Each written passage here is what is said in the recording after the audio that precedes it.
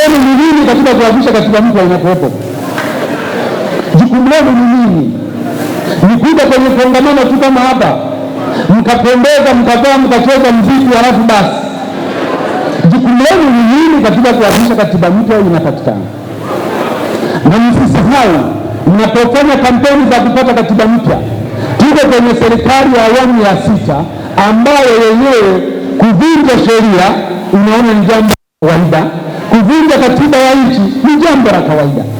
Leo hii wavunja katiba ya nchi wala si wananchi, ni serikali yenyewe ndiyo inaongoza katika kuvunja katiba ya nchi.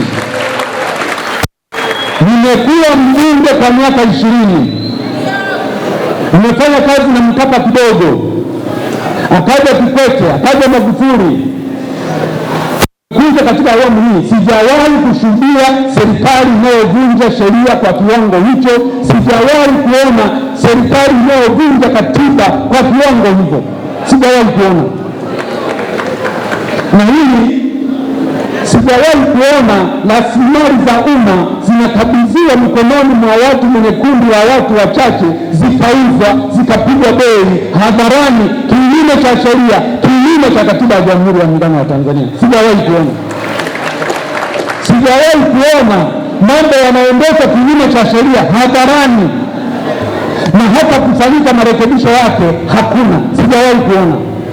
Kwa hiyo mna kazi kubwa ya kuhakikisha kwamba mnaipiga marufuku serikali ya awamu ya 6 kuvunja sheria za nchi, mnaipiga marufuku serikali ya awamu ya 6 kuuza rasilimali za taifa, mnaipiga marufuku serikali ya awamu ya 6 kuhusu wizi, rushwa, ufisadi na ubadhirifu wa fedha za umma. Sasa tutasema katiba mpya, lakini kama kuna unconstitutional, kuna lawlessness kubwa kiasi hicho, hatuwezi kufanikiwa. Kwa hiyo la kwanza mnalo jukumu sasa hivi katika kampeni ya kutafuta katiba mpya iliyoko madarakani, sasa vunja sheria za nchi, ipige marufuku kuvunja katiba ya nchi.